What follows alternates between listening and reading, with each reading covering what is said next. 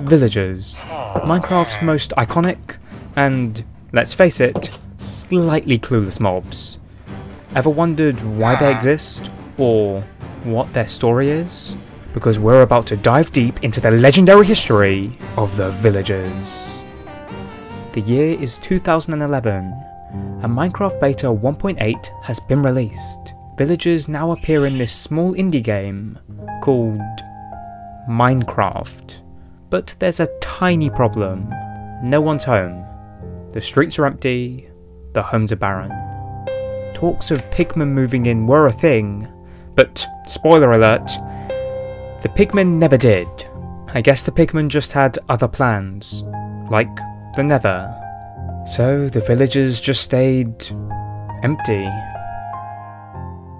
But then, on September 22nd, 2011, the villagers arrive in Minecraft Beta 1.9 Pre-Release 1. These humanoid creatures showed up to awkwardly populate these abandoned villages, but they weren't exactly the brightest.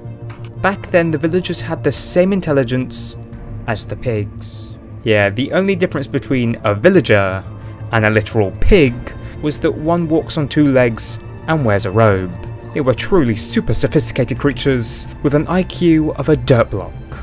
So, what did Mojang call them? Testificates. Because, of course they did.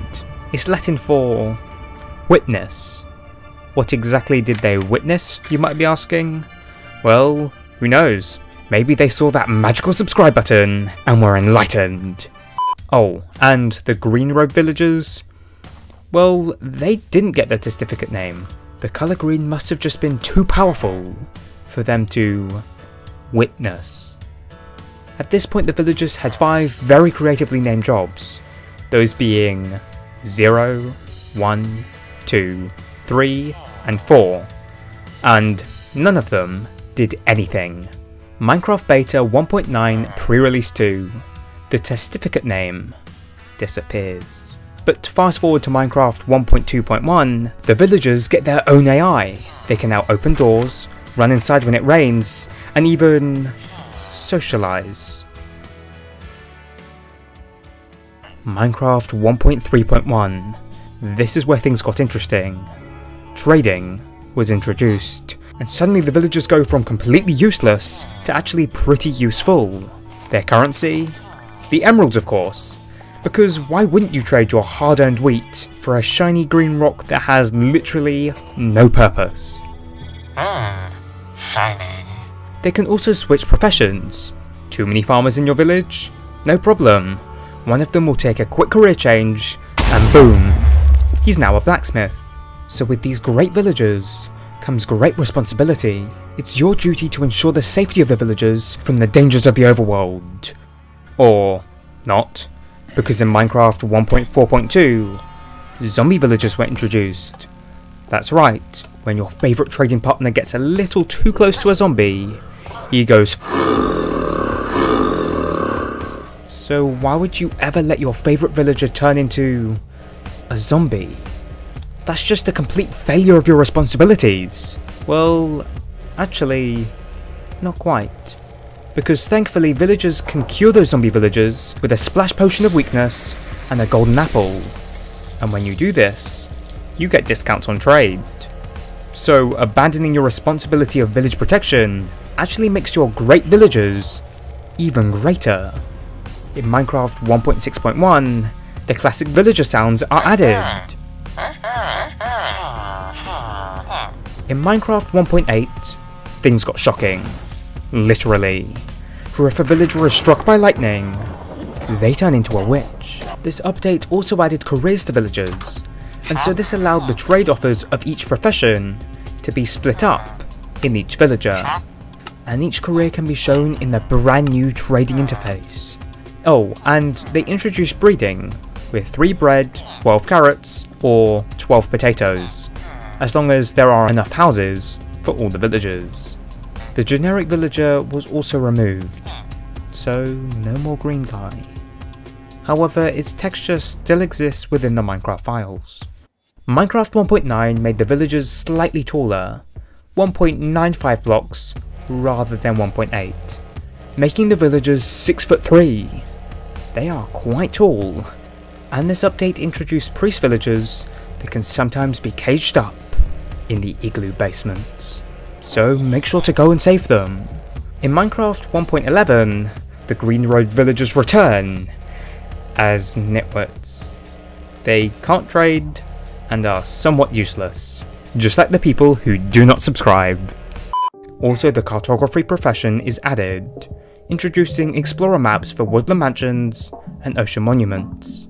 For adventurers, these guys became the most important villagers. And now we arrive at Minecraft 1.14, the Village and Pillage update.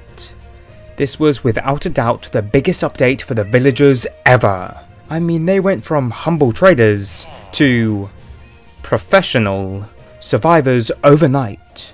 Meet the villagers' new worst nightmare, the Pillagers. A brand new enemy was introduced to give the villagers a slight challenge within their lives.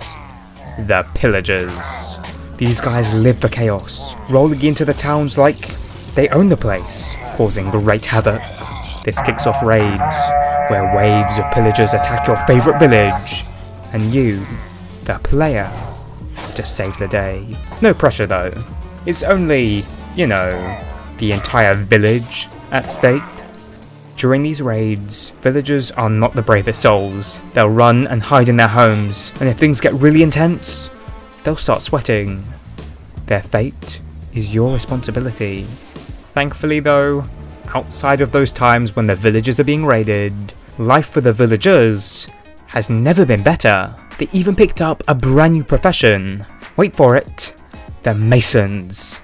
These new trades rock. You could get all the fancy stones you could ever want from the villagers now. It's amazing. And speaking of fancy items, villagers now come in different looks depending on their biome. We've got the plains villagers, the taiga villagers, the desert villagers, the savanna villagers, jungle villagers, swamp villagers, and even snowy villagers. They're all donning their own unique styles, from chilly snowy coats to desert outfits. It's all very fancy.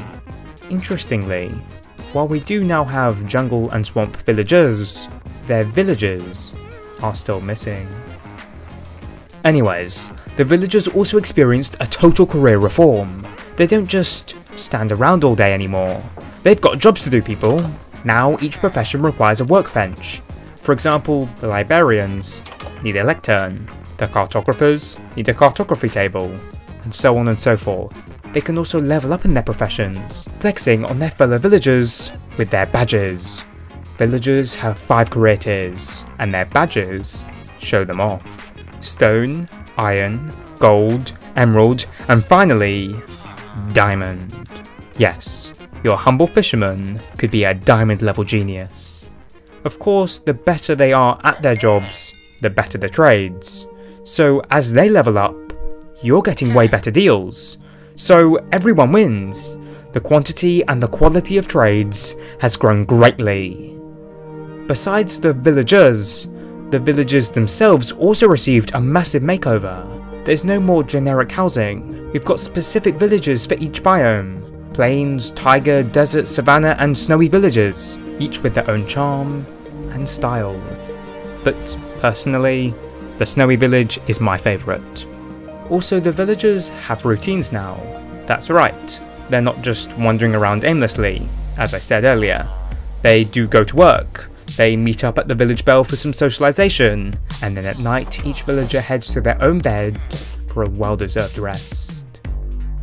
Also, if you've got enough villagers, iron golems start to spawn naturally. Typically they mindlessly wander the streets, but when a threat emerges, they furiously attack, protecting the village no matter the cost, which can be very helpful when the pillagers roll into town. The trading system also received an upgrade with the new UI, but here's where things get really interesting. Popularity became way more of a thing. Yes, the villagers will critically judge you now. Every little action counts. Save a village from being zombified, you'll get some brownie points. Hurt a villager, or take out an iron golem, don't be surprised if they start charging you double. Villagers have a long memory. And if you manage to pull off the ultimate village saving move by surviving a raid and killing off all the raiders, well, cue the hero's welcome, as the villagers will treat you like you're the shiniest emerald in the world. You'll gain the Hero of the Village effect, which basically just makes you super popular with the villagers.